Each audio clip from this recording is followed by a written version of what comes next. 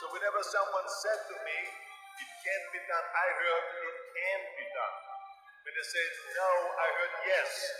When they said it's impossible, I heard it is possible. Yeah. You hear that? Don't make me replay it, come on. No, this is what I've been thinking myself, so I just quickly watched that video, you know. And then that scene happened, I went, oh, that's it, that's perfect. You know how this is the way to beat the NPC. They're always telling, you know, they're always gaslighting you. They're always telling you, no, it cannot be done while you're doing it. They do that while you're doing it. They'll even tell you it can't be done. They'll say that's not possible. So I really love what Arnold just said there, you know. When they say it can't be done, I hear it can be done. You know, when they say it's impossible, I hear it that it is possible. Perfect. So this is the way to approach all narcissistic, all organic portal, all NPC, gaslighting, gang stalking, you know, putting you down behavior, because they're trying to make you not exist because they don't exist. So when they say you can't, you hear, oh, that must mean that I can. Because they use the compromised mind. They are only compromised. Remember, I'll let you study up on what that means. What is the compromised mind, Ben? No comments below. I've made a video on that already. You can't ask questions on that under this video, sorry. You got to go back over my channel, and I've already covered that. You know, that's what they do. They use the compromised mind, you know, everything for them, you know, it's not possible, it can't be done, this and that, you know, and that was the perfect response, I think, there from Arnold. You know, when they say it can't be done, I hear it can be done. When they say it's impossible, all I hear is that it is possible. And that's very true, because I'm glad he figured that out and he said that correctly, because I've been lamenting over that for years, you know. Not lamenting, sorry, I've been thinking about that for years, thinking, you know, it's interesting that they always tell me that I can't do it while I am doing it. Like, I remember this guy from high school, and he was like one of my friends, only kind of by association. He was the only other Dutch last name or Dutch, you know, bloodline. I'm Australian, but I have 800 years of, you know, Dutch into Belgian. For this body, you know, I'm not this body, I'm aware of that. I am, you know, me as a spirit, I'm not this body and the ego attached to it and the compromised mind. But, you know, my bloodline and my blood of this body is Dutch. And there was one other guy called something Vandervorst, and, you know, he was the only other Dutch person in my high school. And it's interesting, I once said to him, like, people always were very interested. What's this Benjamin Kallenberg doing after school? Why were they all so interested? Like, I didn't give a shit what any of them were really doing. Like, maybe I'd say, oh, what are you doing now? But they were always super interested. And it was funny, every single one of them would see what I'm doing. Like, I don't barely care.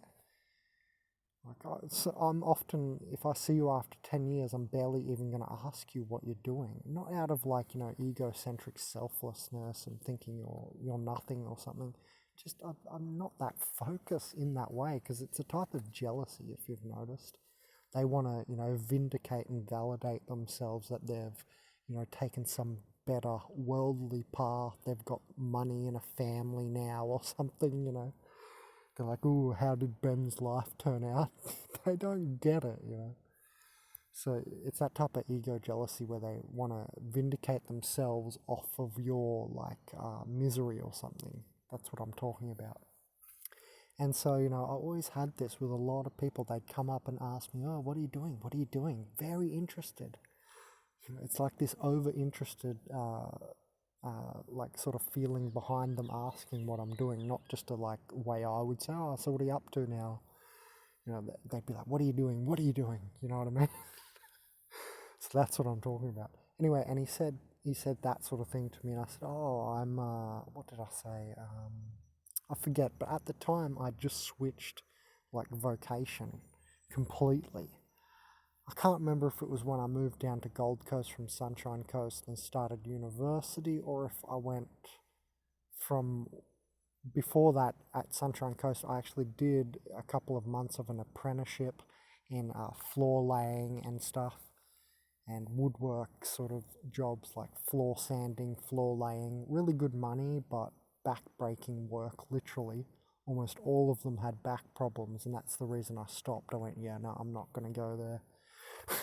Because at midday, one of the like the main understudy guy of the boss would have to go for a chiropractic session, like a back alterations session. I'm like, how long have you been doing this? And he's something like, like 6 years. I'm like, damn, this is not going to be my life. I'm obviously not going to do this for 50 years. Anyway, so I had to switch vocation or something like that happened. But basically he said, you can't do that.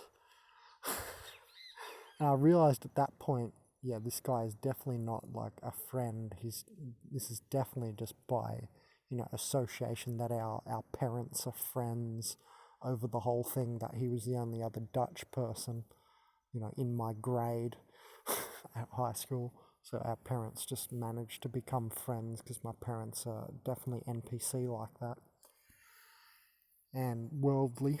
But yeah, and so he said to me, you can't do that.